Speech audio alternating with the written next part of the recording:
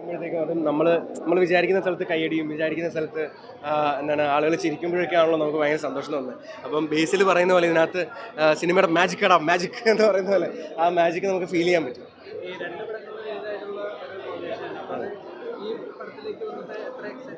അത് ഭയങ്കര എക്സൈറ്റ്മെന്റ് ആയിരുന്നു. കാരണം സെൽവ എന്ന് പറയുന്ന ആ കഥാപാത്രം പോലെ അല്ല ഇതിനകത്ത് ഇന്ദ്ര എന്ന് പറയുന്ന കഥാപാത്രം, വേറൊരു ഷെയ്ഡാണ് ഇതിനകത്ത് പിടിച്ചിരിക്കുന്നത്. അപ്പം അപ്പുവിൻ്റെ കൂടെ തന്നെ വീണ്ടും അഭിനയിക്കാൻ പറ്റി. വിനീതേട്ടന് വീണ്ടും വിളിച്ച് നമുക്ക് നല്ലൊരു കഥാപാത്രം തരുന്നു, അതും കഥയ്ക്ക് നിർണായകമായൊരു കഥാപാത്രം തരുന്നു. അത് ഭയങ്കര സന്തോഷം, ഭയങ്കര അനുഗ്രഹമല്ലേ അതൊക്കെ. അതെ അതെ, ഇതിലും ഇമോഷൻ ഉണ്ട്, പക്ഷെ വേറൊരു ഇമോഷൻ ആണെന്നേ ഉള്ളൂ. അത് പറയാൻ പറ്റില്ല, സ്പോയിലർ ആയിപ്പോൾ. അപ്പോൾ എന്താണ് ഹൃദയത്തിൽ സെൽവ ഒരു പ്യുവർ ഹാർട്ടഡ് ആയിട്ടുള്ള ഒരാളാണെങ്കിൽ ഇന്ദ്ര അങ്ങനെയല്ല, കുറച്ച് വേറൊരു ഡിഫറൻ്റ് ആണ്. അപ്പോൾ ആ ഒരു ഡിഫറൻസ് നമുക്ക് വിനീതേട്ടൻ തന്നെ ഒരു പോസിറ്റീവും ഒരു ഗ്രേ ഷെയ്ഡും ഒക്കെ നമുക്ക് തരുമ്പോഴത്തേക്കും നമ്മളിലെ ഒരു ആക്ടറിന് അതൊരു വലിയൊരു പ്രോത്സാഹനമാണല്ലോ. അപ്പോൾ തീർച്ചയായിട്ടും അതൊരു സന്തോഷമുള്ള കാര്യമാണ്. അതെ അതെ, അയ്യോ തീർച്ചയായിട്ടും. നമുക്ക് ധ്യാനിലെ ഒരു നടൻ എന്നൊക്കെ പറഞ്ഞ് ധ്യാൻ വെറുതെ ഇങ്ങനെ ട്രോൾ ചെയ്യുന്ന പോലെയൊക്കെ സംസാരിക്കും. പക്ഷേ ഈ സിനിമ കാണുമ്പോൾ അറിയാം ധ്യാനിലൊരു മികച്ച നടനുണ്ട്.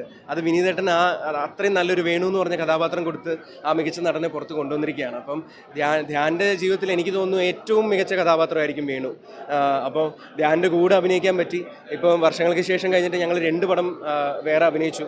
അപ്പോൾ അതുകൊണ്ട് ധ്യാനുമായിട്ട് അഭിനയിക്കുമ്പോൾ ഒരു പിക്നിക്കിന് പോകുന്ന പോലത്തെ ഒരു സന്തോഷം. നിങ്ങളൊക്കെ ഇൻ്റർവ്യൂവിന് ഇരിക്കുന്ന പോലെയാണ് ഞങ്ങൾ ഷൂട്ടിനിരിക്കുന്നത്. ധ്യാൻ എപ്പോഴാണ് ഒരു ഹോംവർക്ക് ചെയ്യുന്നതെന്നൊന്നും നമുക്കറിയില്ല. വെറുതെ ഇങ്ങനെ സംസാരിച്ചുകൊണ്ടിരിക്കും, കളിയും തമാശയും പറഞ്ഞുകൊണ്ടിരുന്നിട്ടാണ് പോയി ചെറിയൊരു ഗ്ലിസറിൻ ഇട്ടിട്ട് ഭയങ്കരമായിട്ട് ഇമോട്ട് ചെയ്യുന്നത്.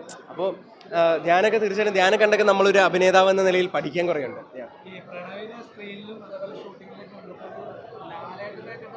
അതെ അതെ, അയ്യോ നമുക്ക് ഓരോ ദിവസവും കമലതളത്തിലെ ലാലേട്ടൻ, പിന്നെ സാഗർ കോട്ടപ്പുറം, ഇങ്ങനെയൊക്കെയാണ് നമ്മൾ പറഞ്ഞുകൊണ്ടിരുന്നത്.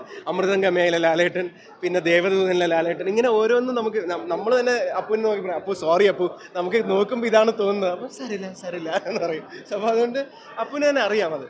പക്ഷെ അതിലും ഉപരി അപ്പുവിൻ്റെതായ ഒരു ചാമുണ്ട്. നമ്മളത് ഹൃദയത്തിൽ കണ്ടതാണ്. ഒരു ക്യൂട്ട്നെസ് ഉണ്ട്, ഒരു ചാമുണ്ട്.